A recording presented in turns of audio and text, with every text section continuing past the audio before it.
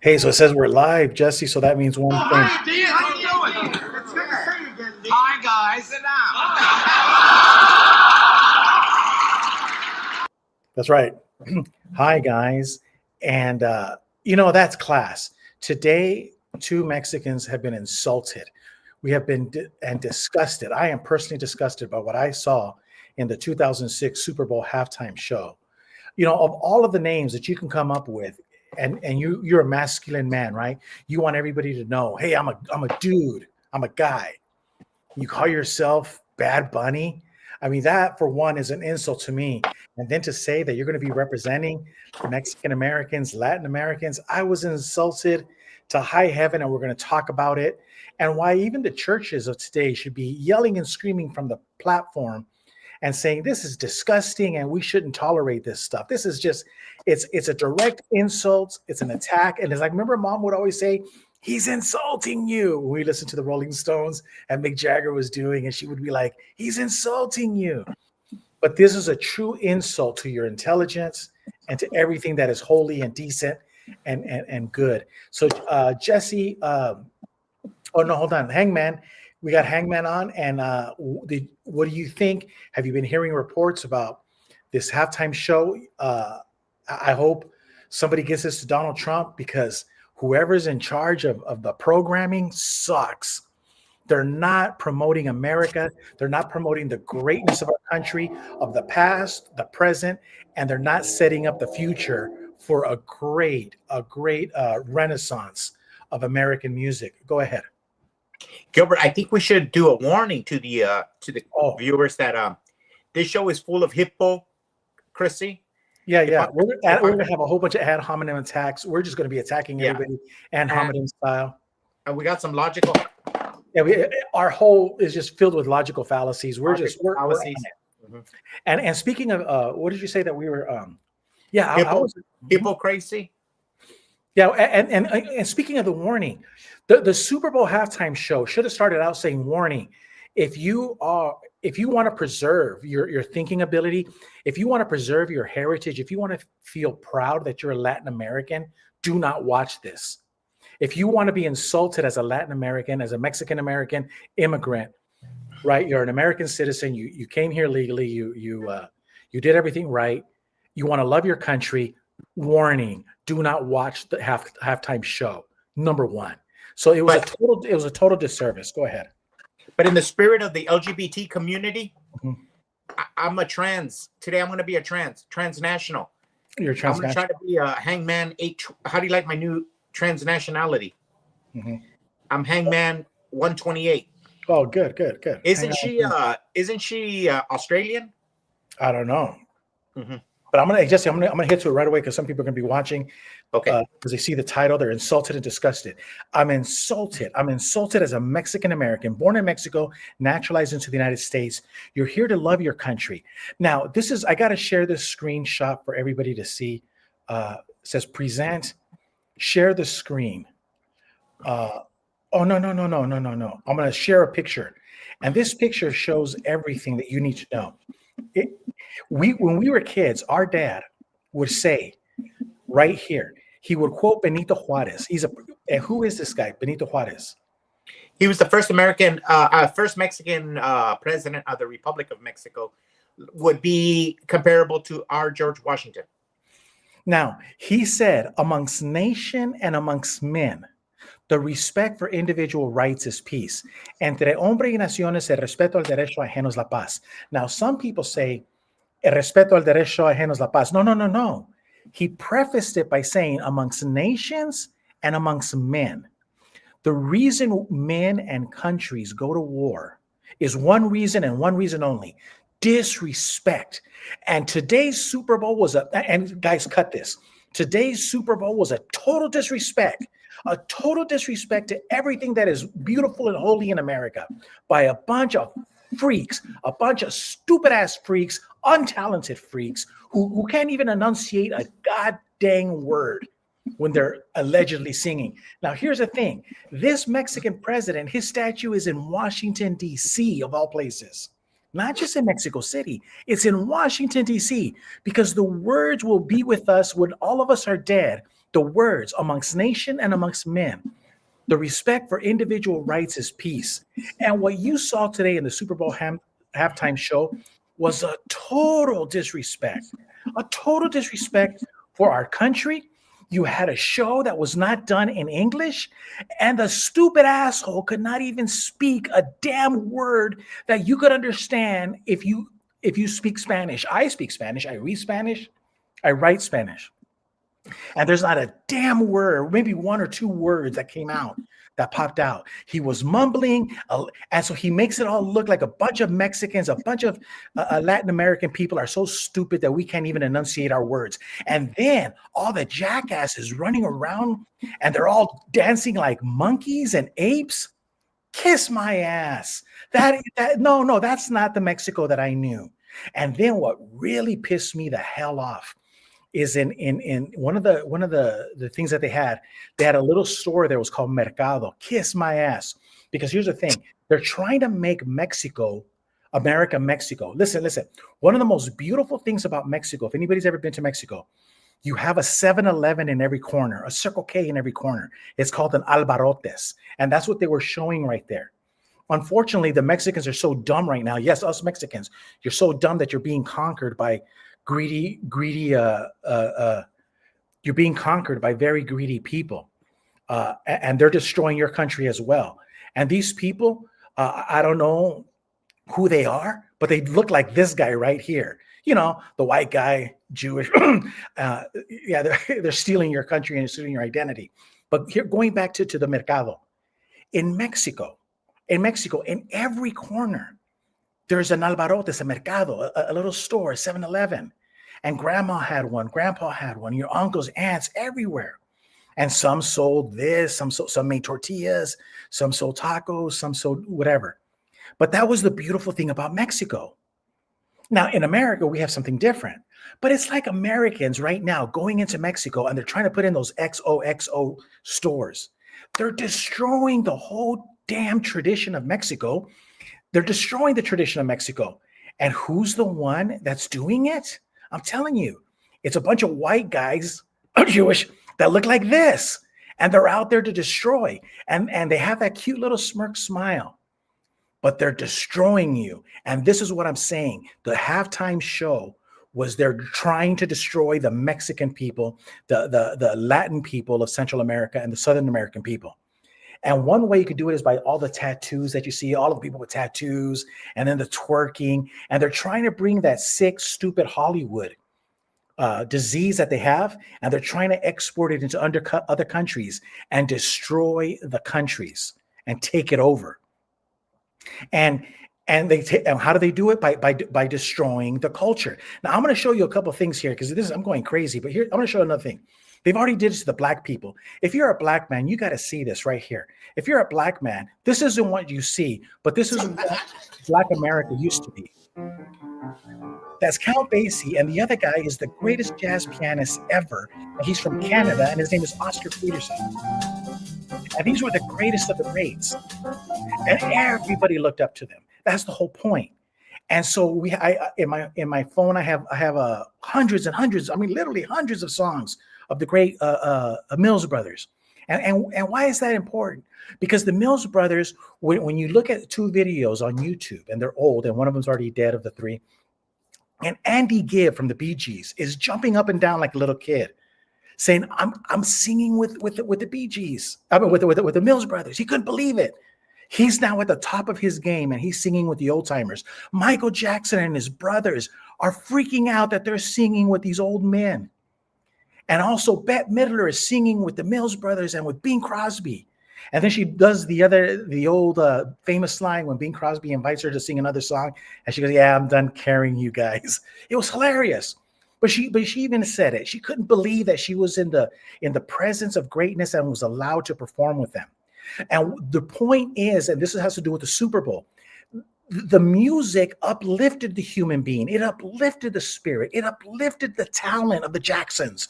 It uplifted the Bee Gees. We have the Bee Gees today because of the Mills Brothers. We are the Black America. And so we have all of this Black America creating the greatest music that has ever been played in the world, which is American Black music.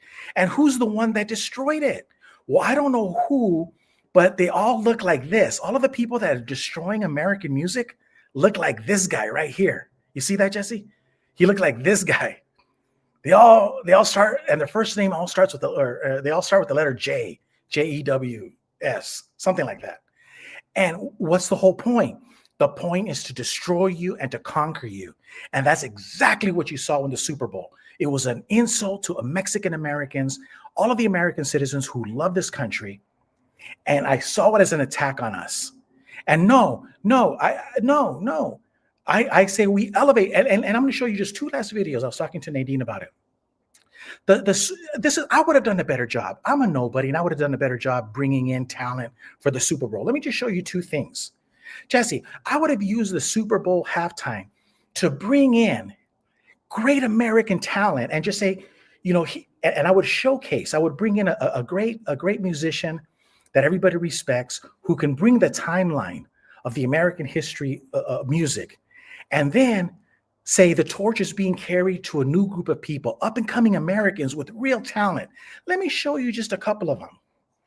This one has look at this, Jesse, 119 million views, Postmodern Jukebox.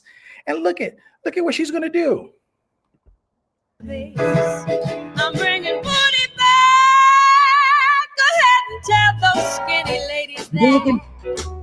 Now, just I know you think you're fat, but I'm here to tell you every inch of you is perfect from the bottom to the top. Hey, my mama, she told me don't worry about the size.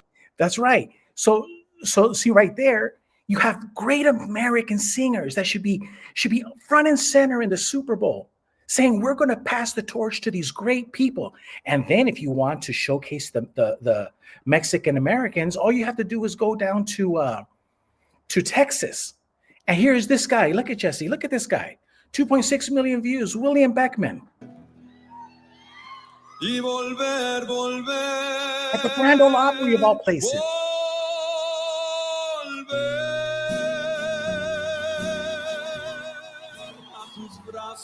So here's this guy singing an American song.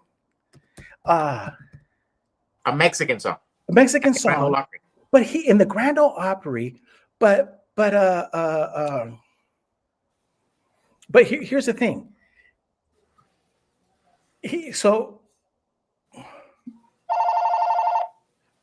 So he's singing it, but what is he doing? He's not going in there and telling all of the Americans in the Grand Ole Opry, you guys are all going to start speaking Spanish now, like we saw today. No, he brings you this song and saying, I'm from Texas. This is all what my neighbors listen to. And so he does a tribute. He does a tribute to the great things, to the great Mexican songs. So let me just show you one other. Let me just show you two other things. Let me hit stream. Can you hear this? Can you hear that, Jesse? Yes. Oh. It's now or never. So Elvis Presley here this song wasn't given to him. This song has been around for generations in Italy. So does Elvis Presley go and insult all of the American Italians in the country and say, we're not going to sing it in Italian, O Sole Mio? Does he bastardize the song, this rock and roller? Or does he do what Elvis does? Come hold me tight. He hits O Sole Mio. Kiss me, he lifts it up and says, hey, I may not be like you. I'm a rock and roller. But he respects the music and he elevates the music. And there's not a soul alive that can hear that song and say, oh my God, I thought this would forever be in Italian. It's impossible that anybody could sing the song in any language other than Italy. That's called tribute. And we did not see tribute today. We did not see in the halftime some freakazoid who calls himself Latino elevate the human race, elevate the American spirit, elevate the American music.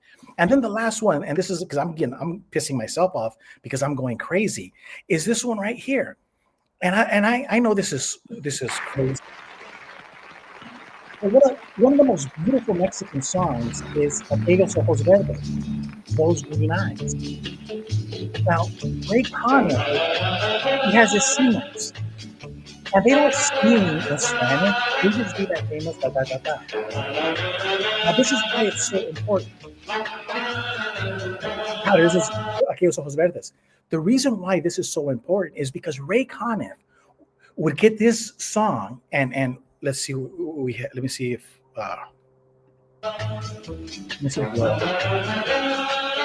okay. No, there's other versions where it has millions of views, but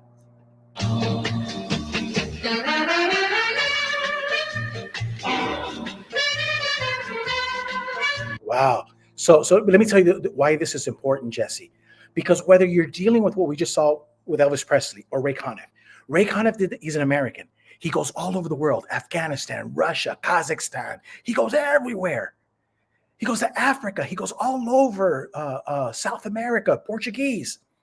And so he has his records, and this is one of the most beautiful Mexican songs. Those green eyes, Aquellos Ojos Verdes. Nat King Cole sang it before he died. Natalie Cole sings it before she dies. But he sings it in the Ray Conniff style for two reasons. One, because he's part of the conspiracy movement of the elevator companies, and they needed elevator music, number one. But number two is because the State Department would hire him, and he would go all over the world. And what would he do? He was exporting Americana. But he loved the Latin music so much that he also introduced the Latin music. So you're a Russian, and you get a hold of Ray Conniff, and you're like, I've never heard this song before. This beautiful melody is from Mexico. And he starts looking into Mexico. And he says, oh my God. Now he doesn't understand the words, but he understands the melody.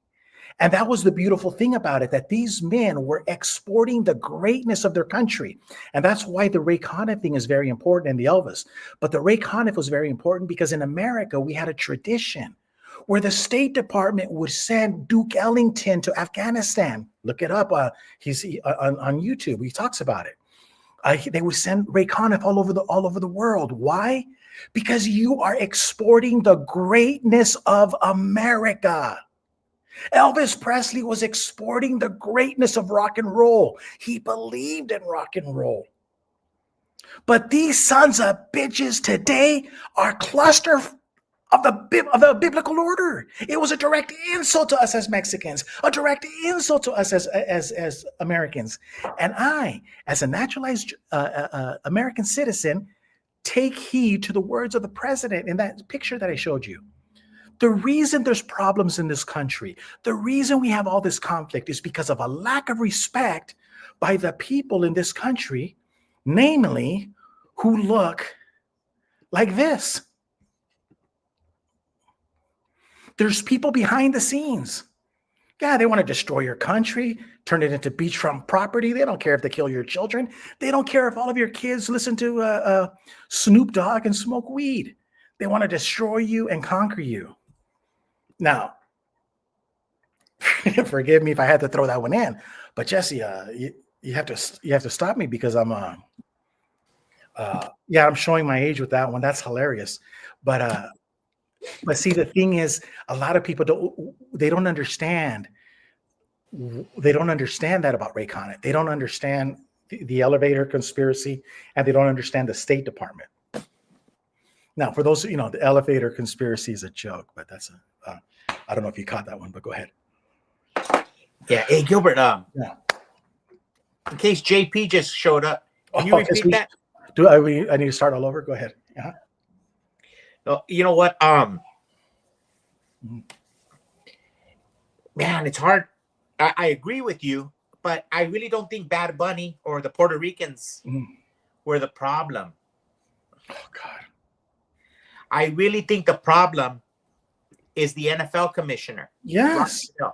And I'm gonna have to agree with Malcolm X on this. Mm-hmm. The problem is the white liberals. Now, everybody goes, don't talk about politics. What the hell do you think the halftime show is? Mm-hmm. It's the biggest political statement in the world of the year.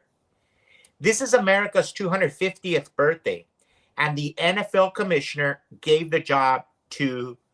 It's okay if it would have been a Puerto Rican. It could have been J-Lo. It could have been any Puerto Rican who loves America. But they take a usurper. Look it up. And somebody who wants to replace American culture with the Puerto Rican culture. Did they ever once in the halftime show even bring up that it's America's 250th birthday? Mm-mm. Did they ever talk about the exceptionalness of America? Mm-mm. So he comes to our country, tells us how bad we are. He insinuates that we're hate because up there on the monitor, it says that the only thing greater than hate is love. Mm-hmm. You know, in not so many words. Yeah. But so they're insinuating that all of us that don't like Bad Bunny are haters. Yeah. And you're right.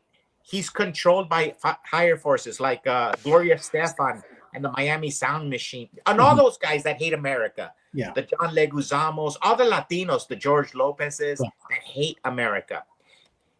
They could have taken the opportunity, the one that give them their freedom, their Lily Brown ass freedom, America, a little bit of respect. Respect is a two-way street. So I'm not offended. I'm never offended because now I can see the true colors.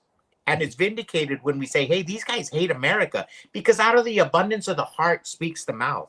Yeah. That was the show. They hate America. They hate America as founded. But Jesse, let me tell you something. And this is where I disagree with you a little bit.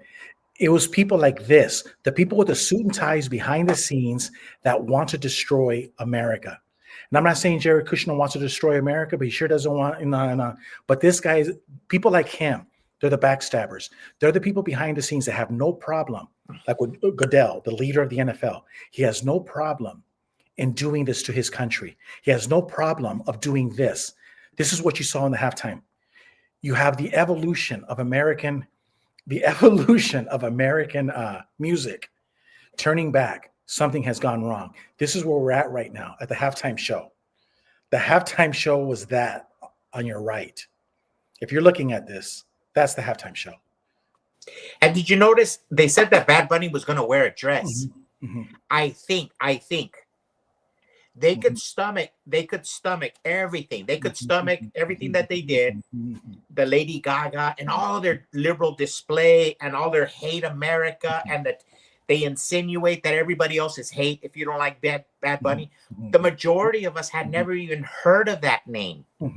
But we knew it was a political statement by the Roger Goodell types, all the white liberals. But their disdain for us and shoving it down your face. And that's where this is why this is so important. When Martin Luther King says, whenever men and women straighten their backs up, like we're doing right now, and we're saying, no, we're going to speak out. And I don't care if you disagree with me. And I don't give a shit if you say that I'm saying a bunch of ad hominem attacks or I'm doing logical fallacies, and you give all that. Well, hold on. No. He says right there, they are going somewhere because a man can't ride your back unless it's bent. And the whole damn freaking NFL halftime show was a perfect example of men and women whose backs were bent. And here's one thing. And they were being rode dirty. Go ahead. Here's another thing. I really think Bad Bunny, so he came across from the Puerto Rican side. Follow me. From the Puerto Rican argument, the Spanish argument, the anti-ICE argument. I really think that the original show, he was going to wear a dress. Yeah. And it was going to bring in the LGBT community too. And did you notice it was absent? Yeah. He didn't wear a dress. He went as a man because he's a cross-dresser. He's not a real Latino. A real Latino man do not cross-dress. But he didn't cross-dress. He would have done damage. So he already did damage to the Puerto Rican community and the anti-American community. And they tamed it down. They didn't tame his anti-American rhetoric and his he flew the Puerto Rican flag on American soil. We don't do that in Puerto Rico. You don't do that. And he showed his allegiance to Puerto Rico, which made me think maybe he's a Jehovah's Witness. Because he doesn't stand up for God Bless America, but he flies the Puerto Rican flag. classic Jehovah's Witness behavior. But here's my point. Yeah. I really think that if he would have wore a dress, it would have been one step too far. And the left toned it down. They go, hey, you know what? Tone it down a little bit. We already have the alternative halftime show. You really pissed off America. And I really think if he would have wore a dress, they would have woken a sleeping giant, because NFL, the Super Bowl is a man's game. You get hit, the average citizen, the average Joe Blow American gets hit by a linebacker, you're gonna die. Yeah, you'll die. I would die. Yeah. So Jesse, Yeah, this is what you're saying. And Tracy is as wild as his character on that. You know, we go anywhere. I'm like, let's go to the movie. We gotta go to the movie. I'm gonna take my shirt off. And we gonna make a scene. We gonna make a scene. Somebody gonna get pregnant. Oh, take it down a level. Take it down a level. We're gonna see Batman. Yeah, and that's what you're talking about. They had to tone it down a level, and I have to tone it down a level too. But I was highly insulted and disgusted, and I said my piece. But if this continues, nothing good comes out of it. And Donald Trump understands this. He's been talking about it for a long time. The Kennedy Centers, about Stallone and the other guys that he sent to Hollywood, like spies. and right? look, that point is real good. Tone it down a little bit. And it goes to show the white liberal.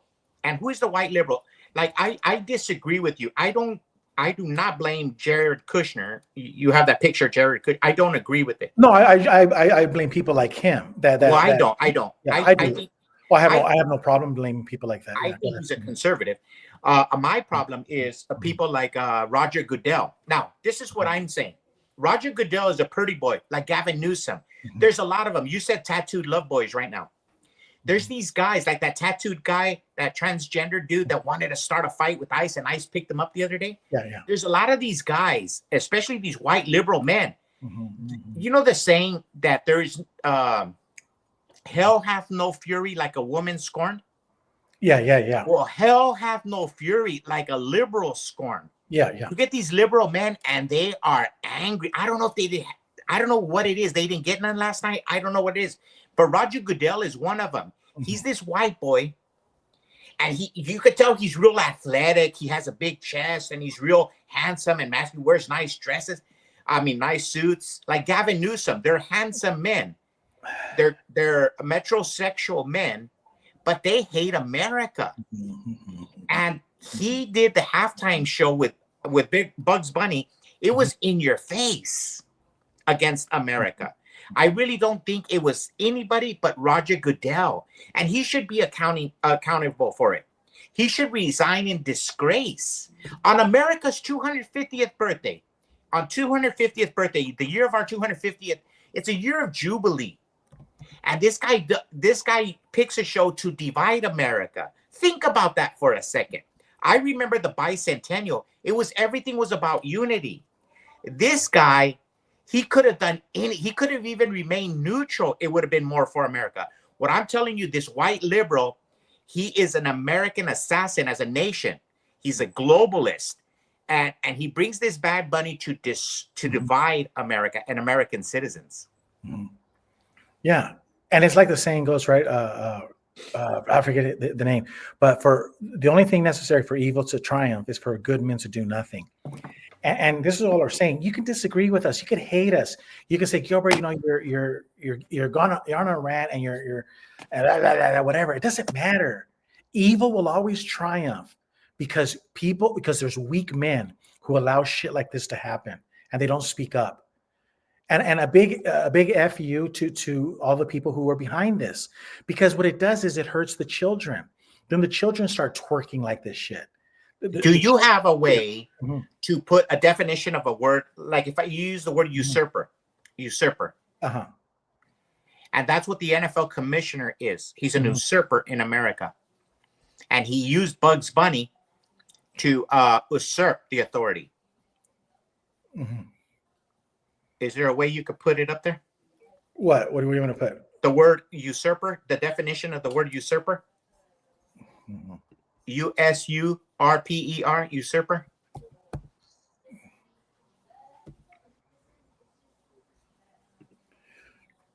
Well, I didn't go to school, so college. Mm-hmm. So I have a hard time spelling it, but let's see what we can do. One who usurps, especially one who seizes illegally on sovereign power. Okay. One who wrongfully or illegally seizes hold the place of another. Is there, okay. An usurper is an illegitimate or controversial claimant to power, often but not always in monarchy. In other words, one who takes the power of a country, city, or established region for oneself without the formal legal right to claim as its own. Usurpers can rise to power in a region often by often unexpected physical force, such as via coup d'etat, as well as through political influence and deceit. Now, I know that this is not, but this was a cultural coup d'etat. They're trying to replace the culture of America, the language of America. And he is a cultural usurper. Yeah. He hates, I mean, he's flying the Puerto Rican flag on our favorite pastime as a nation. Now they could say, well, and this is the thing, he's an usurper of the worst caliber because Puerto Rico's not even a country. They're not even a state. If anything, they should be in the back of the line. Mexico has more right to usurp. At least Mexico's a country. Yeah. Yeah. Correct. That'll piss off the Puerto Ricans. I mean, think about it. They should be proud that they're Americans. They should be proud of the American culture. And they're not. And you know what? I think a lot of Americans, they're getting tired. They're getting tired of it. They're having Latino fatigue. Yeah, that's what I was going to say. That was the thing I forgot to write down. We're Mexicans. We're two Mexicans. Where are the white people talking about this? You know what the black people on YouTube are talking about? A lot of good guys. They're sick and tired of their own. They have black fatigue. Jesse Lee Peterson has black fatigue. Like all of these great YouTube guys, black dudes, they all have black fatigue. And we're Mexicans. We're saying, yeah, we have Mexican American Latino fatigue. We're tired of this shit. We're tired of the Gloria Estefans, and all these other ones, shitting on America. If you don't like it, get the hell out of here. And Gilbert, if you went to like a John Leguizamo concert and you listen to the things he said, they will scare you. You would swear to God you were in a Viet Cong rally. It's some scary. They hate America as founded. They hate everything. They hate Manifest Destiny. They hate the 50 states. They hate everything they hate the founding fathers. They don't find nothing good about it, but they want to live in the United States where they are uniquely free to leave. But no, they want to usurp the culture. And that's what we're saying. They want to usurp the country. They don't want to be American citizens. They hate us. They hate American citizens. Correct. They didn't like. even Did you see the Gateway Pundit article I sent you by that Florida, Texas congressman? No. Where he let the cat out of the bag. He's a congressman, a Democrat running for Congress. And he said that the Chinese, the African Americans, the Mexican Americans, they have the power to beat the white man. These people are racist. And the white people, the majority of the white people are asleep at the wheel. They don't know how much these liberal people hate them. Correct. You think Bad Bunny likes white people? When you go to a show with Bad Bunny and back there with Gloria Estefan, you think they're talking good about white people? They'll take their money and that's it. And you know where I live, Jesse? Where I live, everyone's white. And God bless us, beautiful lady over here. She's 103 years old. 103. She's out walking and everything. Beautiful white people. Guess what? Everything orderly, clean, nice people.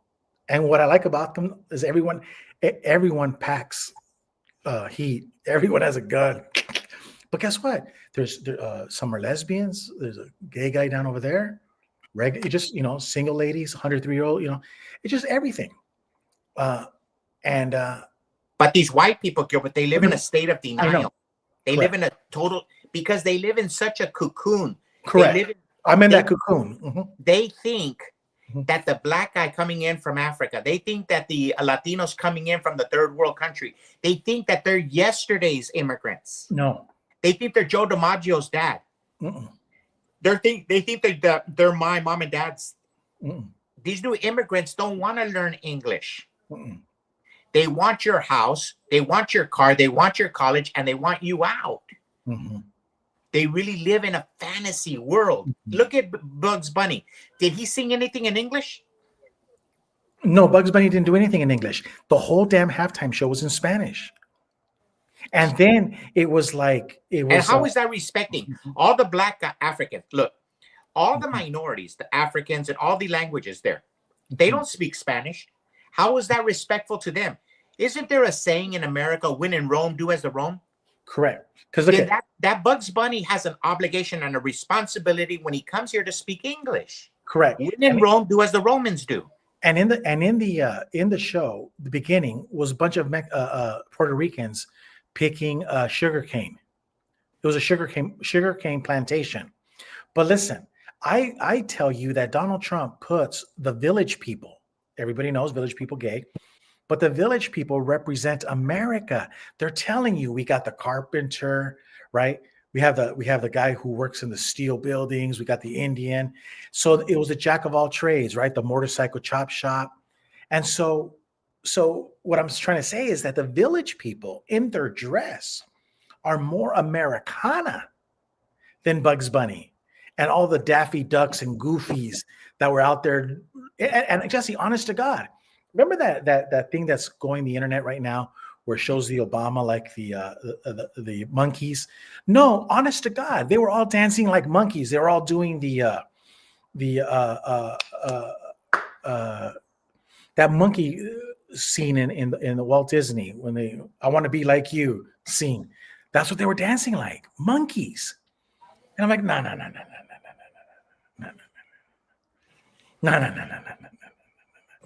It was insulting. Now, it would have been okay if they were doing a Disney flick. It's funny. But no. Now, here's the thing. So they could dance like monkeys, but if a white person says, hey, look, you guys are dancing like monkeys, that's racism. Yeah, but we're not white. We're Mexicans, born in Mexico, American citizens. We can call them out. They were dancing like monkeys. They were dancing like apes and primitives. And you know what? I've already showed this image. I don't know how many, like twice or three times, but you know what? I'm going to do it again because this is the ad hominem attack that we warned you about. Turn back. Something has gone wrong. And this is what I'm saying. In 2026, this is what you saw. Here we are evolving. You know, we have the great music, right? We have the Rolling Stones. We have Michael Jackson. We have Garth Brooks. Everybody's at the halftime, and we're just going. And now we have a full-bodied male up there. And then 2026 halftime show is right there. Hey, but here's the thing. This is what defies logic. Look at that picture. Let's break it down. Yeah. And look at the end of the evolutionary scale. At the end of the evolution, you have a transgendered man acting as a woman. The NFL commissioner, Roger Goodell, who I think is the worst form of commissioner. He's a disgrace to all sports. A disgrace. He should resign tomorrow. But anyways, I call on him to resign. I would debate him in public. God, that guy. I'm not offended by nobody dancing. It's him. The leader. He would get this picture and he says, you're the homophobe for saying turn back, something's gone wrong. No. He wants us to just go along to get along. He wants us to say nothing. Did he think we were just going to shut up? Did he think Kid Rock wasn't going to pick up his guitar? Did he think that the great Americans were just going to lay over? Did Bugs Bunny think we were just not going to say anything? And that's what the commissioner of football goes, no, don't turn back. Let's go forward. I want you to date this man. He wants us to give over our children to this man. He wants our children to be in this transgender happy hour. What do they call it? Drag queen story hour. Did they think we were just going to roll over and bend over, whatever you want to say? Yeah. And I'm glad because, Jesse, it looks like the numbers, we're insulting people. It's just, I'm so glad we gave the warning on the ad hominems. We're just insulting everybody. Yeah. And it feels good to do the insults because if you're insulted by common sense, we can't help you. But okay, let's just talk about it. Look at that picture. Blow it up. It's a man with a beard. Yeah. And they say, the queer community, listen to your words. Words mean things. The word becomes flesh. you're calling yourself this pejorative. Mhm. You're using a negative word to describe yourself. You're doing damage to yourself. You're admitting you're queer. That means you're out of the norm. Look at that man right there.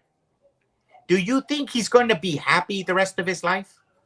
And respect is a two-way street. They're not content with just being queer. They're not content with just being drag. They want to have their halftime show and shove it in your face. Yeah. They want to speak their Spanish at their show and get all the Americans to just shut up and accept it. Mhm. Whereas before, in the evolution process of the Super Bowl, the show was something. It was a show. It was based on music, right? It was a show, but it's not. And it's not a show. It was a political drama. Yeah. Now, here's the thing. I think that they didn't have to do a show. I think they might have to cancel the show. Like you always say about Bill Cosby, everybody out of the pool. Yeah. You know, God says. Yeah. Now here's the thing. This guy turns back. Something has gone wrong. Mhm. And he, him, she, her on the right with the dress Mhm. says that the guy that's turning back is the weird one. Yes. Yeah. Yeah. A lot of people in like in the XJW world, a lot of them say, "Oh, Jesse and Gilbert, you guys are weird." yeah, No, they no, say, no. Jesse, what's your pronoun? Fuck you is my pronoun. I mean, excuse my French. You don't know. I mean, I'm not going to play your delusion. You're not a woman.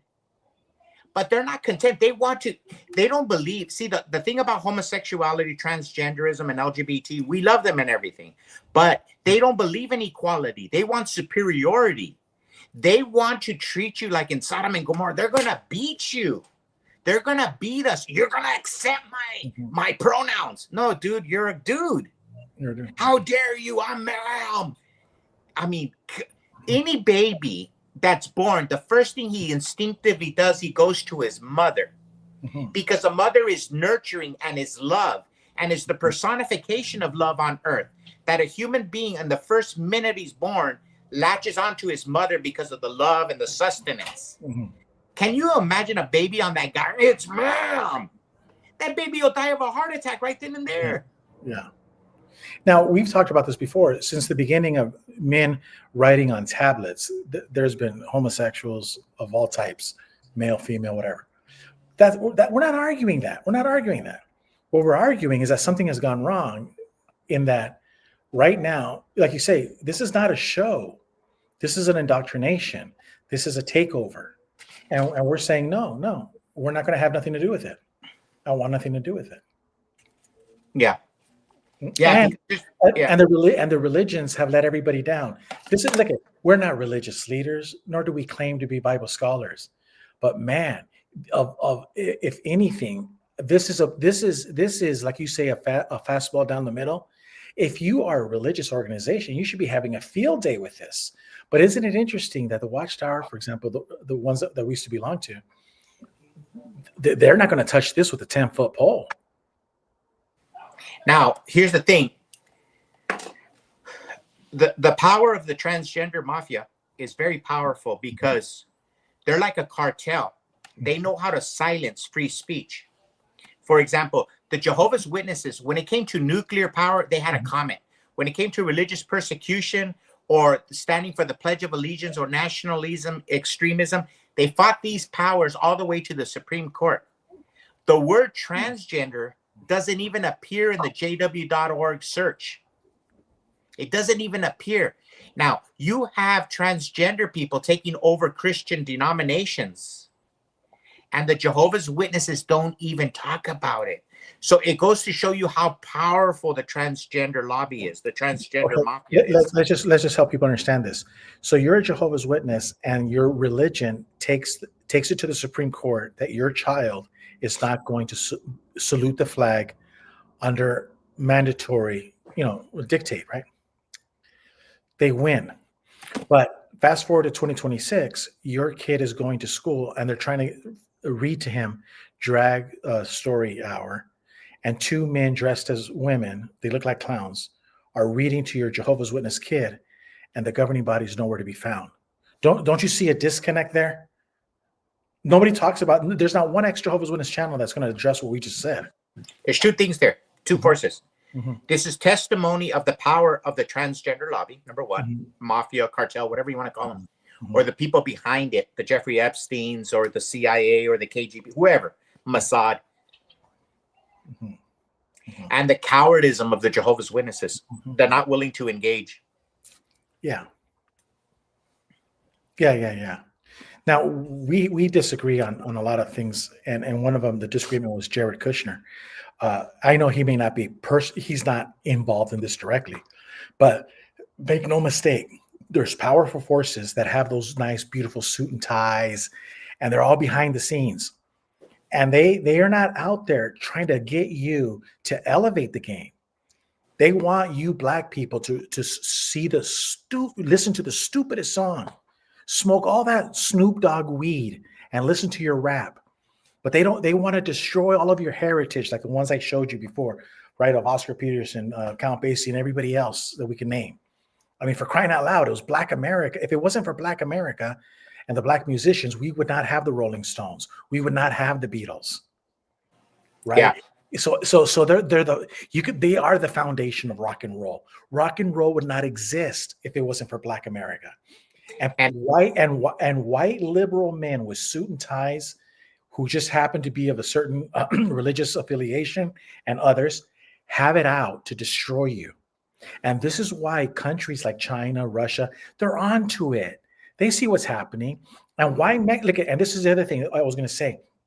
This is the thing I am insulted as a Mexican, because if somebody goes and they do a mariachi in Mexico, if I go to Mexico do a mariachi and I do everything in English, what the? No, that's insulting. The mariachi was designed for the Spanish language for Mexico. To go and insult people like that, that's what you saw today in the Super Bowl. Is you don't we listen to we take the mariachi to Washington D.C. We take the mariachi to the White House and they sing in Spanish. Why? Because it's a cultural exchange, and the president is applauding like beautiful. And right? you know what? And vice versa. The Americans send their artists to other countries. Why? Because it's a cultural exchange, not to overcome you, not to overpower you, and not to insult you. But what today was an insult of biblical proportions, and the religions, like I always say, are derelict of duty in saying this and teaching this to their members. Go ahead. Yeah, I agree with you. Respect is a two-way street. When you go to jail, you learn you have to have respect. Mhm. Like, you might not agree with the laws of the jungle, but there's laws that'll keep you alive. Mhm. You have to have respect for the laws of any given society you're living in. And that's one of the things that I don't think Roger Goodell, the NFL commissioner, and the white liberals and the Bugs Bunnies of the world, they don't have respect for the football game. Let me just say this. I was watching this video of Johnny Bench and a couple of other players talking about Pete Rose. And they said he disrespected the game. Like Tommy Lasorda, a lot of great, Hank Aaron, a lot of great baseball players, they had that. Frank Robinson, they hated Pete Rose. They said that he didn't bring dignity to the game. He lowered the game, or he hurt the game. He defiled the game. What the fuck is this show? Mhm. Yeah. Okay, it's a football game. Respect is a two-way street. Bugs Bunny became bigger than the football players.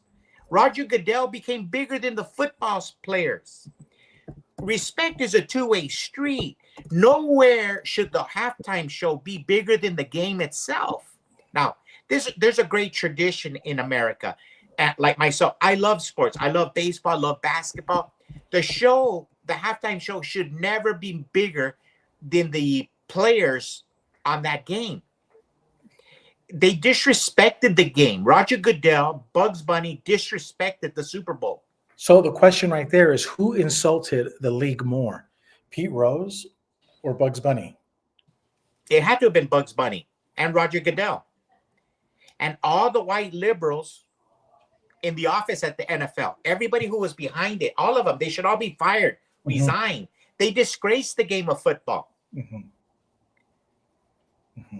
Now, Yeah, because they now, hold pitted on. Americans versus Americans. Okay, Yeah. well, let's explain Pete Rose. Jesse, you're wrong. Pete Rose did not bet against the Cincinnati Reds. Yeah, but see, this is the thing that they did.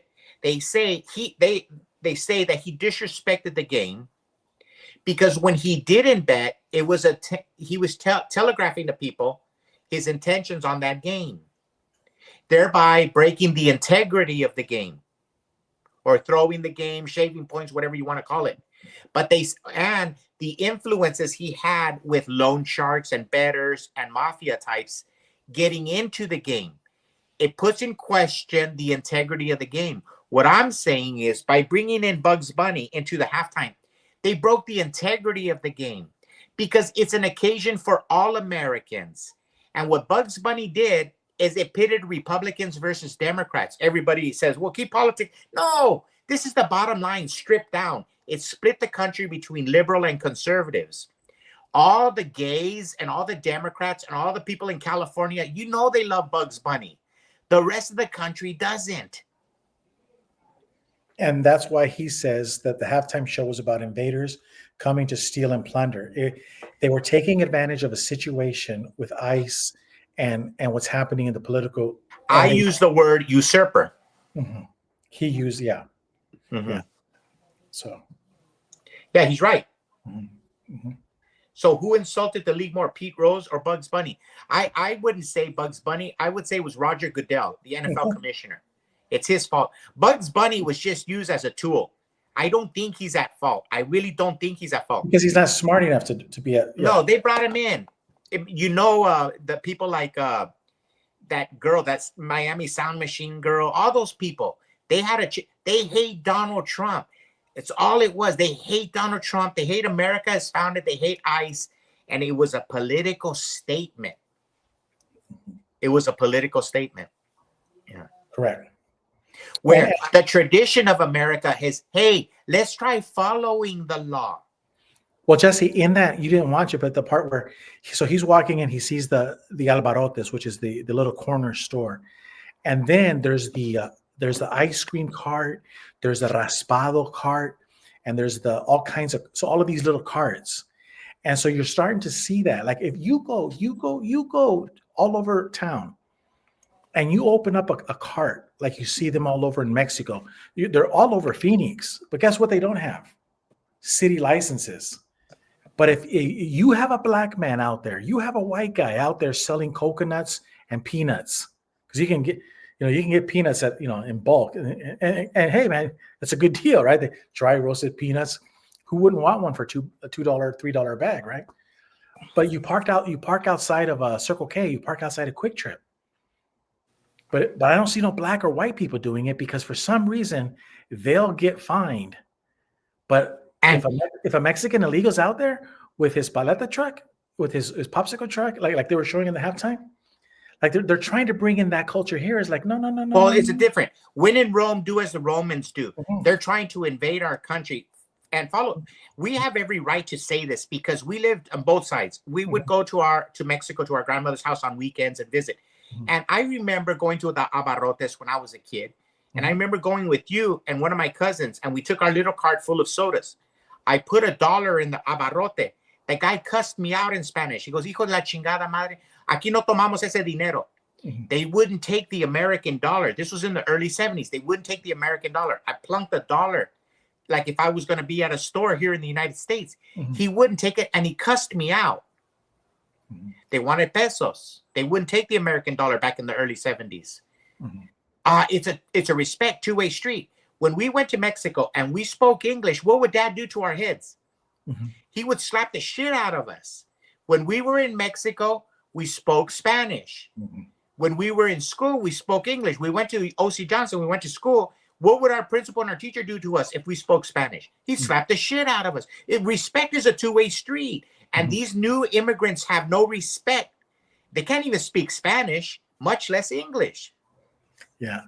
Like, when they were singing, I couldn't even make out the words. They can't, yeah. And that's why, when you say that, the respect is a two-way street, that's why at the very beginning of the show, that's what the statue's there for. The Mexicans have lost their way. The Mexican Americans that are here, especially the illegal ones, for the majority, there are very few of the immigrants that did things legally. But in my experience, everyone that's here illegally does not abide by the words that they know since you were a kid. You cannot be a Mexican and not have ever heard the words amongst nation and amongst the respect for individual rights is peace. It's plastered everywhere. No, Gilbert, let me tell you something. Mm-hmm. Let me tell you something, Gilbert. This is the truth. Most Mexicans have not heard those words. Mm-hmm. Really? Most the youths, they probably haven't heard the Gettysburg Address. They don't know who Will Chamberlain is. They probably don't know who Joe Frazier is. They don't know who, maybe they don't know who Roger Staubach is, Tom Landry. They don't know nothing about, and that's what the thing is with Bugs Bunny. Mm-hmm. You bring in another culture, they don't even know the American culture. Yeah. Now you're going to bring in a foreign culture, the Puerto Rican culture. Mm-hmm. They don't even know, the kids don't even know the American culture. Mm-hmm. They don't even know the game of football. So that's what's happening. Right. And they don't even know why Joe Montana was there. Mm-hmm.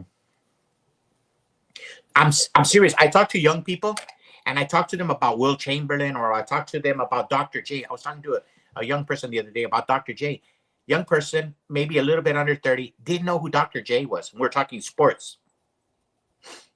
And I had to catch. And so I'm 57. And when I was their age, I would talk to my father about all the great fighters of their days. Mm-hmm. And we would listen to our grandfather's music. But this generation, Gilbert, the 20-year-olds, 20 to 30-year-olds, they hate us. They hate us. They really are the Bugs Bunny. It's a Bugs Bunny generation. They hate America as founded. They even hate their own gender. They hate their own skin. They tattoo themselves. They pierce themselves. They put metal objects. It's a different culture. They hate America and Western civilization as founded. So who will teach them if you don't say nothing? If you don't go, hey, Bugs Bunny, you know what? Respect is a two-way street. I don't blame you. I blame that white liberal. The problem really is with Roger Goodell, the NFL commissioner, and all the rich higher-ups. They used Bugs Bunny in that position. And isn't it interesting? What is the one common teaching of Martin Luther King and Malcolm X? I don't know. The white liberal.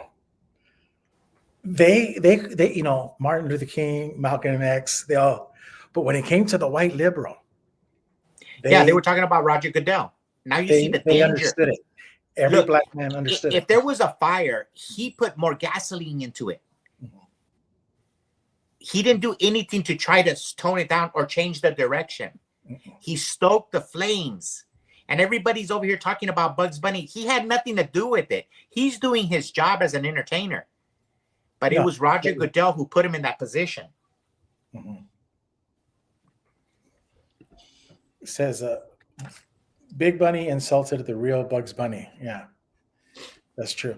But I'm not going to give that guy, Bugs Bunny, a pass. But I understand. But I know Ruby. No, I know, because he is a hateful person. He is a hateful person. And, he was going to wear a dress.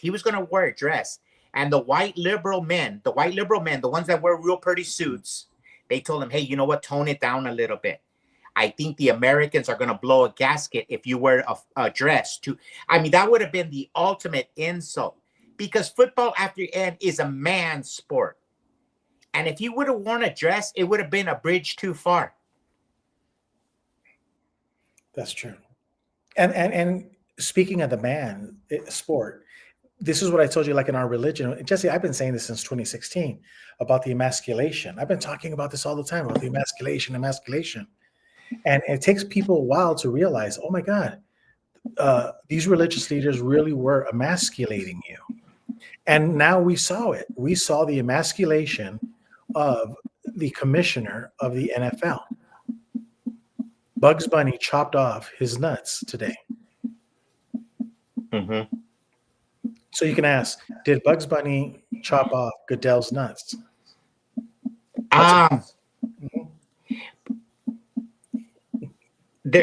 You know what? That's a good question about Goodell's nuts.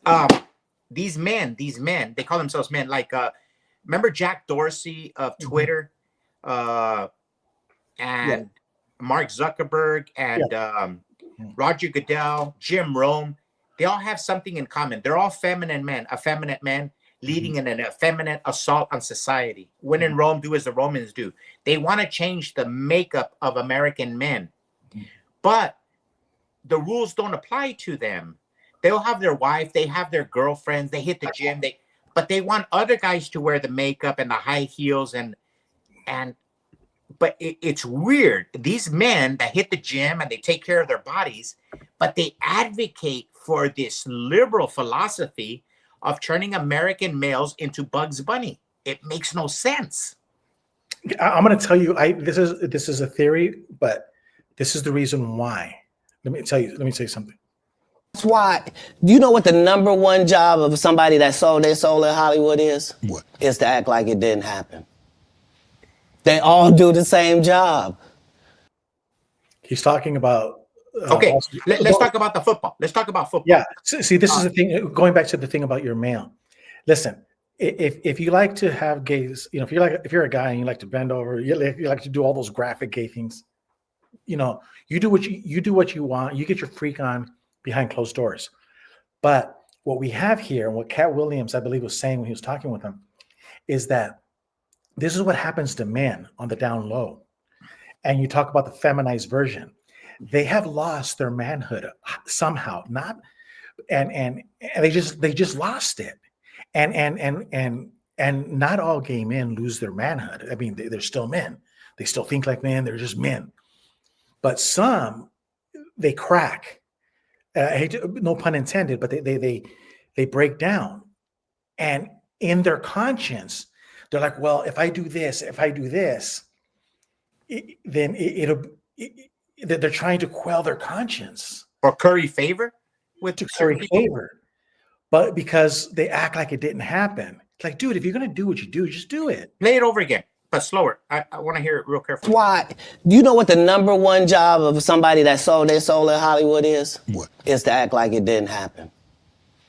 They all do the same job. And this is why they can't take a stand. This is why, like in our church that we belong to, some men just can't take a stand because they were gay. Compromised. They were compromised in some form. Now, some are like, hey, I did it, and none of your damn business, and they just go on with their merry way. That's fine. That's fine. They just do that. But some men can, and that's what he's talking about. They're all like, well, and they're troubled souls. And in doing so, they sell out everything that is wholesome, pure.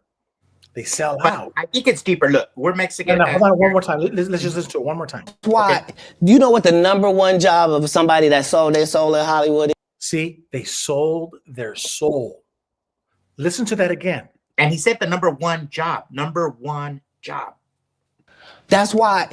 Do you know what the number one job of somebody that sold their soul in Hollywood is? What? Is to act like it didn't happen. They all do the same job. They sold their soul. Roger Goodell, to me, my opinion, sold his soul. However that he sold it, I don't know how, but he sold it, and he's trying to acquiesce. He's trying to like curry favor. Look, we're Mexican Americans, and we didn't have the privilege to be 100% American. Yeah. And we honor, and so we were Jehovah's Witnesses. We couldn't salute the flag. So I feel like I'm an inferior American because I'm not as patriotic as somebody who pledged allegiance to the flag when we were kids. Correct. There was so many things. And then you see a white liberal like Roger Goodell, who has all the benefits of being born a white American, a privileged white person in the United States of America. And on his halftime show, the biggest stage in the country, he chose to not play something patriotic. He could have done theme songs. He could have played all American. It could have been an Americana on the 250th birthday of our beloved country. That's and what this white boy couldn't figure it out. And that's what I was saying in the very beginning. And that's why I showcased all those different artists, that they could have showcased the old from the very beginning of the country. Our history and music, Our history, and sports. And then at the very end, showcase the new up and coming artists, and we have plenty of them. And they could have given them a little push, like, hey, these are the new ones that are carrying the torch of Americana, of the great American tradition, of musical traditions that we have. And that's why I played those clips in the very beginning. Our whole country is filled with the greatest men and women that exported the greatness of American music, and now we got this shit. And you know what, Gilbert? You won't hear that nowhere but our show. I haven't heard it nowhere. You won't hear it on CNN, Fox News, nowhere. No talking head lays the blame on Roger Goodell. Correct. He's the one who made this. Everybody angry. Everything that has happened, it didn't have to happen. This white liberal shoved it down your throat. No, This is why we continue to recommending ourselves. We continue recommending ourselves as public servants in the extra Jehovah's Witness community. But this is why nobody else does it, because they don't understand that it's also a spiritual war. Because Cat Williams said it, they sold their soul. I don't know how, and I don't want to know. I don't want to know the details. Sexually, psychosexual, money, but they sold their soul. Because a person who still has a soul, a love of country, love of his neighbor, wouldn't do that. He would promote that's what I was saying in the very beginning. I would be promoting the greatness of the past. And I would be elevating the Black people and saying, look, Black America, you guys are fools. They're making you smoke weed, putting tattoos all over your body, and you're singing stupid songs and dancing around like apes. Why don't you look at your grandfather and your fathers? Look at these men, well-accomplished men. And they were loved by everyone all over the country, all over the world. People would listen to the Black American musicians all over the world. Whether it was the Canadian jazz composer Oscar Peterson, Count Basie, Duke Ellington, or Little Richard. Shit, Little Richard's records are all over China, are all over Japan, are all over Mongolia. Gilbert, there's exceptionalism in every country. You're talking about American exceptionalism. Yes. African American exceptionalism. Look, but when great African Americans went abroad in the 1920s, 1930s, 1940s, they fell in love with the Latin music. For example, look at Nat King Cole. He was more beloved in Mexico in my dad's era than he was in the United States, because he fell in love with the Mexican music, the Spanish music, and he sang and he did albums. And so there was a mutual respect. There's exceptionalism everywhere. God lets it rain upon all people. It's all beautiful. Bugs Bunny didn't have to disrespect us this way. That's what I'm saying, yeah. And in every country that has their own little Super Bowl event, whatever they call it in their country, you want to exemplify the greatness of your country. Hey, I got to divert this conversation into another angle. I heard it. I don't know where I heard it. I don't think it was Jesse Lee Peterson, but somebody was talking about how the NFL commissioner, the NFL higher-ups view the NFL business as a globalist sport. So they look down upon the American middle class. They're thinking about selling it in Great Britain. They're thinking about selling it in Europe, in Mexico, in Latin America. They're thinking of expanding the sport. Yeah, to Mexico City, the Chinese with the NBA, the China. So what you just said about America, our Super Bowl, the executives in the NFL, they don't see it like we do. They don't see it. They're seeing a globalist business, and a model. They don't see it as America's pastime. Now, they want to view the NFL like a FIFA soccer association. Yes. But the thing about Roger Goodell, getting back to him, yes, but they should have had the intelligence, because we didn't go to college. We didn't go to no school. This guy, I think he's a lawyer. He didn't have the mental capacity to come up with a calendar that say, hey, look, this is a special year. It's the 250th birthday of the United States of America. Why don't we do the halftime about all the music of America and then unite America? Because after all, there's an American tradition that says it's better to give than to receive. He could have given a little bit of love, but instead he just said, bend over and take it. Yeah. See, People- Jesse, that's Yeah. that's what I told Nadine. I said, if I was in charge, I would have started off with those what are those little flutes that they used in the Revolutionary War back then? Those little flutes, remember? Mhm. Piccolos. So I would have started it out with, and I would have brought in the president's own band. The president of the United States has a band called the President's Own Band. It's a marching band, and they play all of the great Sousa songs and stuff. And every division of the armed forces have their own band, but it's the president's own, right? But I would have, like you said, I would have showcased the halftime Super Bowl, and I would have had the flag runners. 1776, 1801, 1810, and just the song is changing, and everybody gets the idea. And then bring in Elvis Presley, bring in the Beatles, bring in the Michael Jacksons, and just show that evolution of American music.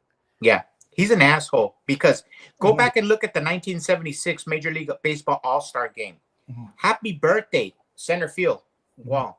1976, the flag, everything was honored. 1976 in baseball's pastime. He can't be forgiven for this. I don't see how you forgive him as an executive.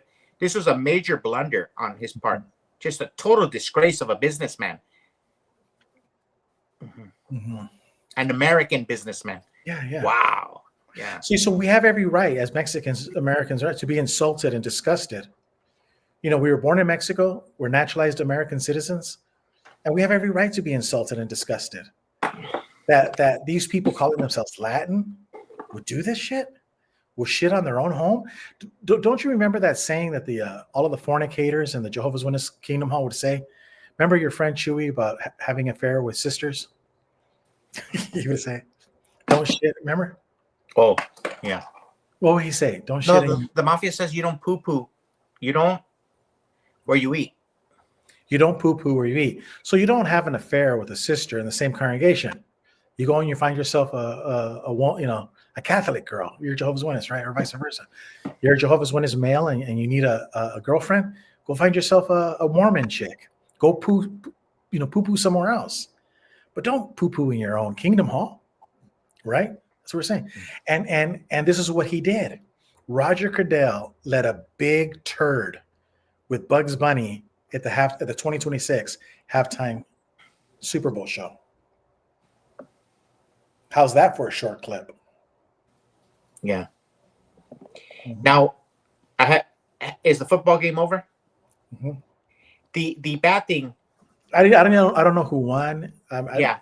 See, it eclipsed the drama eclipsed the game, and thereby messing the integrity of the game. And the great athletes of all sports says you don't become bigger than the game. Well, Roger Goodell did it. He became bigger. It's like a referee who's stopping the game. Hey, referee, it's about the game, not about you. So a referee doesn't want to become part of it's about the players and the game. Roger Goodell made it about him and his thoughts about America. Okay, his disdain for ICE made him do this. Yeah, so like Michael Jordan, did he try to become bigger than the NBA? And you know what? Here's the thing. This is why I've always said that the Democrat Party This is what you have today. Go ahead. Is a communist party. And I always said that because this is the thing about our Democrat brothers. You got to know the ends justify the means. They'll fuck you, man, to advance the ends justify the means. And look at it in something so simple, a football game. The ends justify the means. So because Donald Trump sucks so bad in their eyes, they're going to fuck up the game. Yeah. The ends justify the means with these guys. They don't care. If they have to, whatever they have to do, the ends justify. They have no modesty, no self-restraint. Tear it down. We'll pick up the pieces. The ends justify the means. And the communists live and die by that. And that's a hard pill to swallow.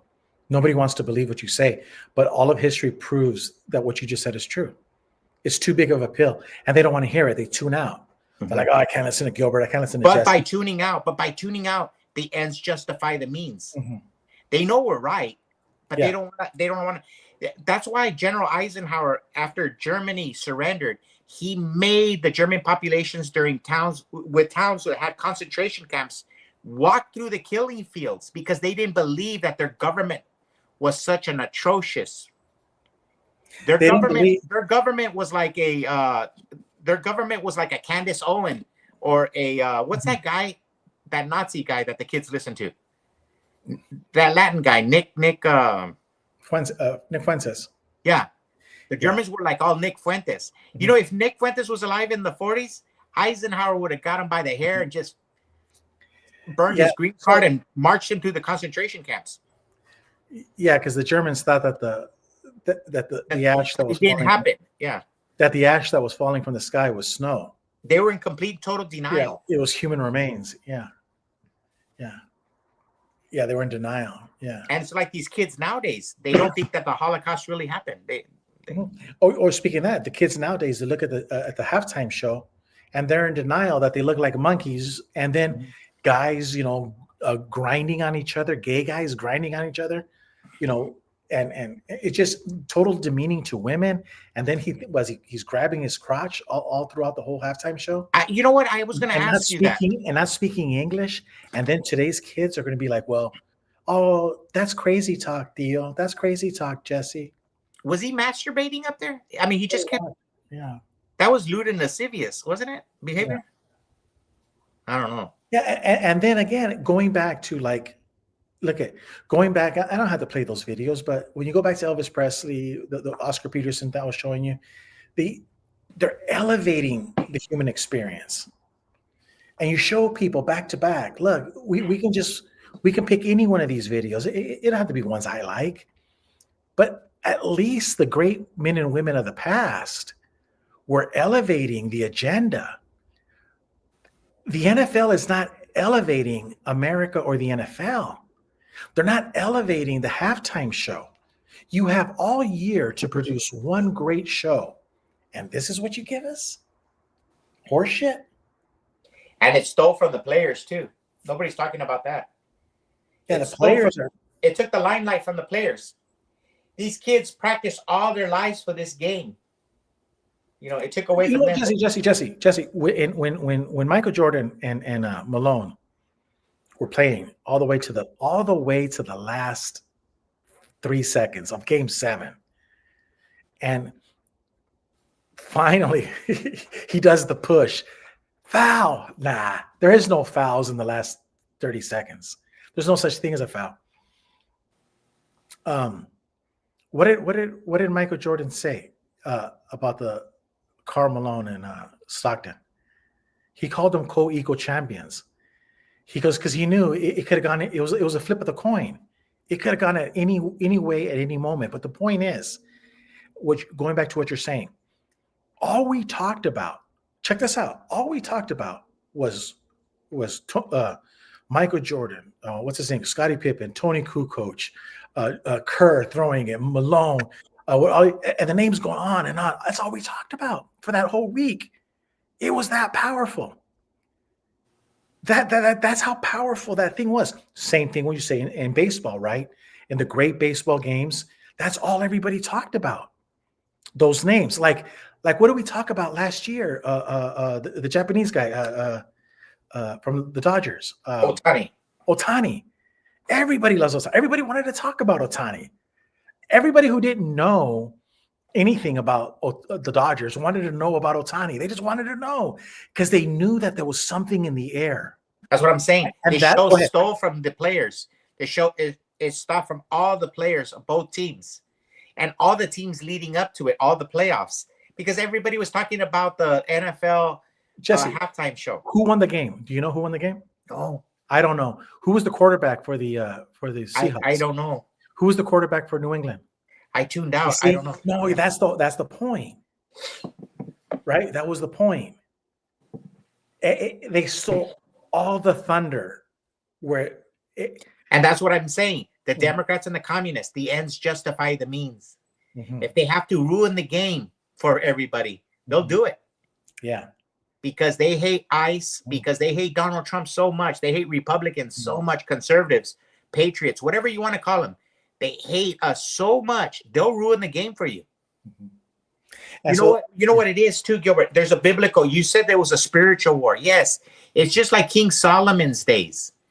But I don't think it's like Noah's days. I really think it's like King Solomon's days, where you have a bunch of ungrateful people. Yeah. They'll say, burn the baby, split the baby. And the counterfeit mom says, split the baby. And the real mom has restraint. She goes, no, wait. Let the baby live. Let her keep no, kill the baby. That's what these people are like. Mm-hmm. We're saying, hey, you know what? Okay, have your Bugs Bunny. Have your Bugs Bunny. Because you want the game to prosper. They go, hell no ICE. We're gonna put Bugs Bunny. It was a political statement what Roger Goodell did. Mm-hmm. But what you're saying is that the Bugs Bunny types, the Bugs Bunny and company, they would burn the whole place down. Yeah. Yeah. So their agenda could advance forward.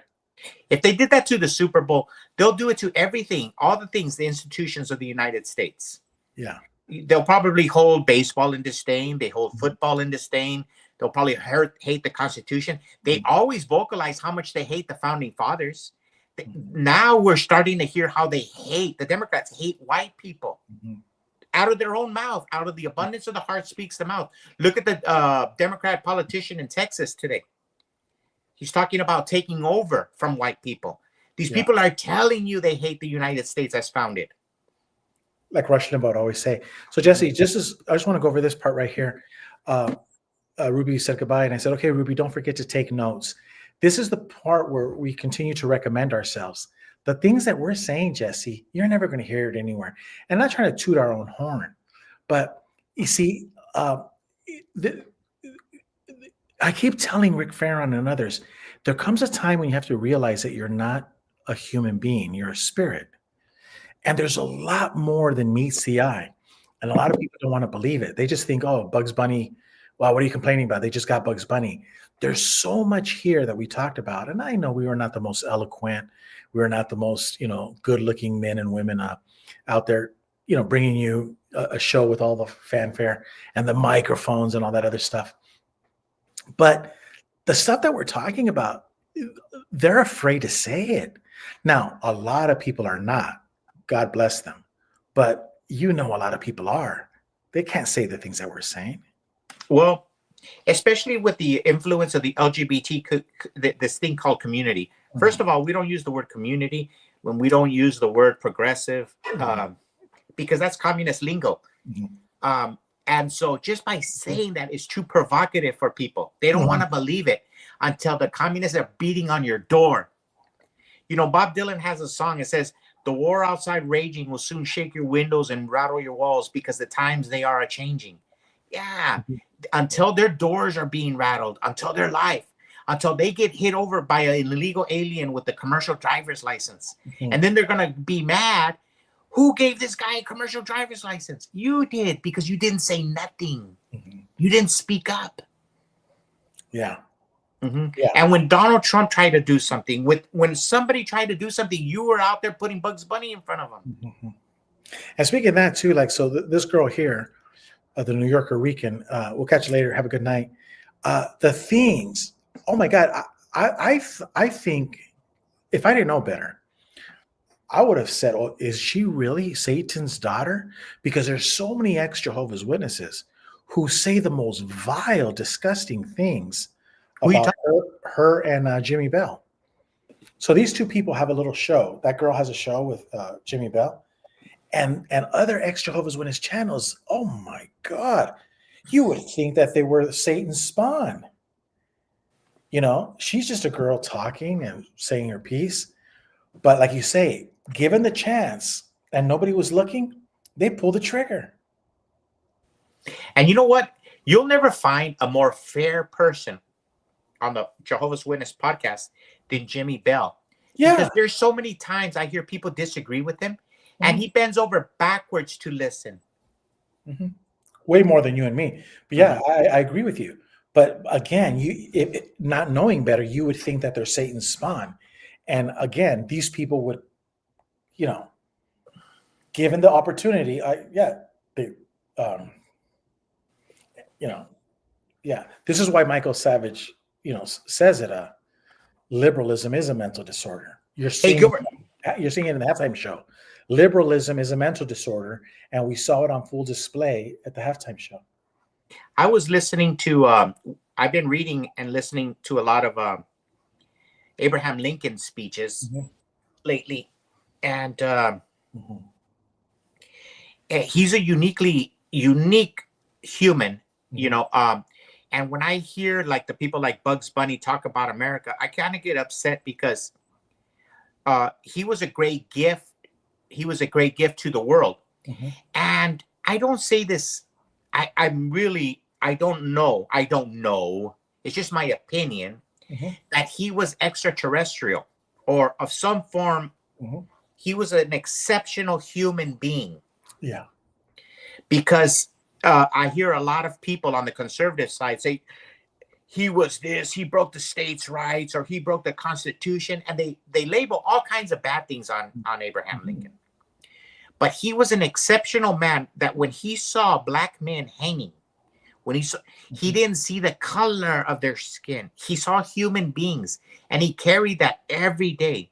And then sometimes I hear conservative commentators and I hear political, I hear doctors of political science, commentators on different shows say that Lincoln once said that if he didn't have to free the black man to save the Union, he would do that. That he was pro-Union before he was freeing the slaves. And I wonder, it is a blessing that I didn't go to school. It was a privilege in my life that I didn't go to college. Because these people are idiots. If you read all the writings of Lincoln, you know that man was dedicated. He was dedicated to the proposition that all men are created equal, endowed by their creators with certain unalienable rights.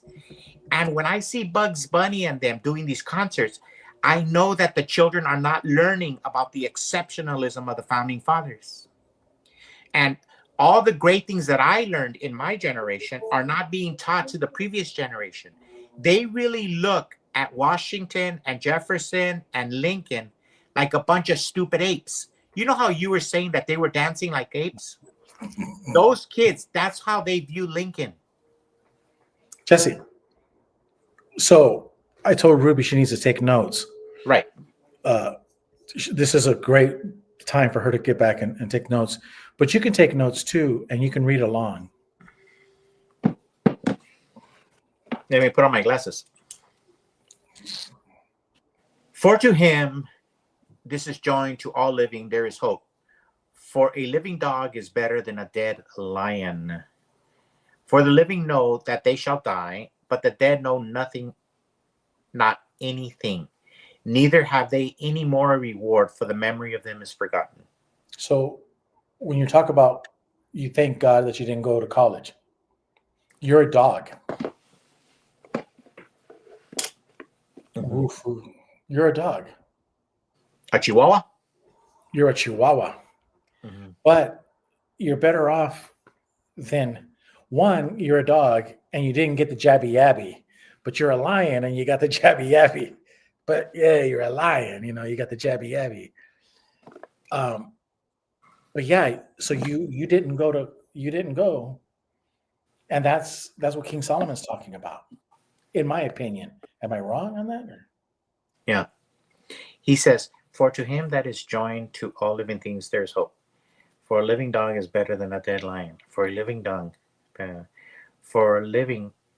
See, what happens is in life, what we have is, for example, in college, it's this quest to be the lion. It's all they teach you in college. Everywhere else, lion, it's all lion mentality. But the Bible always talks about the great men whose for generation upon generations, we still know their names. Their memory, you're talking about Abraham Lincoln. But they lived like dogs. They lived like dogs. And don't you remember the lady that she told Jesus when Jesus says, no, you're not, Israeli like us. She goes, yeah, but even the dogs eat what falls off the master's table. And Jesus praised her above all of the men because it's a mentality. the dog mentality. No, it's a mentality that in college they teach you to be the lion, and yet you don't believe in God, and God is life. See, and just example upon example upon example. So it is so it's like I was having this argument with this guy, that Zach dude in the sixth screens, and he always uses higher education, higher education, my ass. Why don't you go to Pennsylvania and hang out with the Amish and tell me who has higher education? Mhm. Your sorry ass is dead in 6 feet under, and your body is radiating Bluetooth signals because you got something in your arm. And But the Amish is busy making whatever it is that they make. So it's a perception. It's I got higher education. Really? We're all gonna die, like he talks about. But at the end of the day, it's the type of thinking. Are you thinking like a dog and enjoying life and being happy? Or are you out there trying to devour and kill? For you what? know what?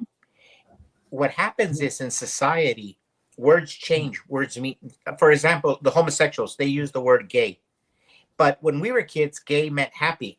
And it became sexualized with the I'm not picking on the gayer. I'm just saying they use that word and they change it. It has different meanings. So when you go look at the definition in Merriam-Webster's dictionary, sometimes you look at a word and it'll give you 2 or 3 definitions because with time and generations, it changes. Mm-hmm. And I remember the generation of my grandfather would tell us that the education begins at home. Mm-hmm. And that's not taught to this generation. They think an education is the college or high school or college second year, third or 4 year education. And they look down on it. And they're very uneducated in the sense that they're societal misfits, a lot of them, because they think that their place on earth is by some piece of paper. Mm-hmm. And the irony is that a lot of that paper is being formed useless with the advent of AI. Mm-hmm. And artificial intelligence is changing everything. It's going to make maybe their college diplomas useless. Correct. But I look at it a little bit bigger is not knocking people to want to have knowledge, but higher education, one is a false sense of security. It's kind of like Social Security. Someone's going to take care of me, right? Mm-hmm. Higher education, I'm smarter. No, you're not. And they're Pollyannas, Gilbert. Mm-hmm. They're also Pollyannas. Think about it. Mm-hmm. They're the first ones to get in line and say that the churches are corrupt and the 501c3 churches, it's all a business, and fucking school's not. Correct. And so here's the thing I have with I think I'm getting amnesia. The thing with higher education. Oh yeah, because you mentioned it. Let's look at some men in history that have high education. Jeffrey Epstein, right? Fauci, right? All of the members of Congress. They're all lawyers. They all have Ilhan Omar. Ilhan Omar. Benjamin Netanyahu. Yeah, Benjamin Netanyahu. All of these. Candace Owens. All of these fuckers have higher education. Mm-hmm. And so at some point, you have to ask yourself, and this is where critical thinkers are not critical thinkers, because all of the critical thinkers, all of the Jehovah's Witness critical thinkers say, you got to get an education, go to higher education. You're like, hey, I agree, but just slow down. Do you not think for a second? Like, look, wouldn't it be better to just be a janitor at a college than somebody who's like working in a lab with bats? And it's very dangerous. It's very dangerous to listen to people. Yeah. Because look at in Africa during the African slave trade. Mm-hmm. Who sold the Africans into slavery? Africans? Yeah. They tricked people. Think about it. If you're living in a village and you don't know what the white man is, you don't know what the world is out, and then there's people that trick you. Hey, go out into we're going to pick it. And you and your innocence get captured and sold into slavery. Yes. And let's go back to higher education. You fall for the lie. But there's plenty of books where men, doctors just happen to be men, And I think Dave Ramsey talks about it, where this guy, I think he's made more money now as an author than a doctor, but he goes to school to become a doctor. But before he went to school, he figured out that the school system was designed to get him. And so he figured out a way to work while he was going to college and not get any school loans. And when he graduated, he was debt free. So now he's debt-free doctor making $300,000-400,000 plus dollars, plus millions of dollars with his book sales. But do you see going back? So we're not knocking the higher education, but because you fall for it, hook, line, and sinker, you fall into the trap, like you were saying. So we're not saying that getting knowledge is no, but to just fall for it, hook, line, and sinker, and not even question it. So just like my brother Joe, the Jehovah's Witness, right? Elder Joe, Gilbert, don't you ever question the governing body. Well, what's the difference between all of you critical thinkers? Don't you ever talk bad about higher education. Same thing.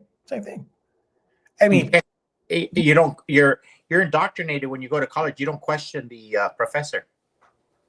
That's not what I'm saying. It's a religion. It's the professor is the priest. Mm-hmm. That's what we're saying. Question everything, and don't be so dogmatic. But I like that point and that Bible text. I always bring it up. It's better to be a living dog than a dead lion. Mm-hmm. And because you realize that there's something more to the human experience. When you live like a lion, you're an earthly man. But the difference is a dog. Like, what does he say? Dog spelled backwards is God. A dog is always loving, right? We know the dog to be loving, man's best friend. So it's just really interesting. I really like that Bible text.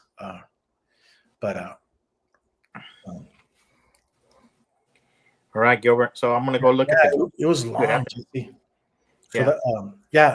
Sorry for me going off on a rant like that in the beginning, but I'm glad I said it. Yeah, I try to get out of the way and just, It says, John Marciano, remember Jerry Lewis and the Nutty Professor? Yeah. See, when the Nutty Professor was working on lab things, he was going Fauci, going to kill the world and everything. But when he dropped his education and he became cool, everybody loved him. He was a great dancer, Yeah, exactly. You know what? When we see I always say respect is a two-way street. Mm-hmm. When you see a religious person or a conservative commit a crime, the first thing everybody goes, what religion was he? What church did he go to? Is he a Christian? Mm-hmm. But when you see an educated person commit a crime, mm-hmm. you never say, what school did that guy go to? Yeah, what school did Fauci go to? What school did Fauci go to? Yeah. And almost all of them go to the same schools. Yeah. Mm-hmm. Yeah, they get a pass. Mm-hmm. All right. Right. Just we'll see you guys on the next one.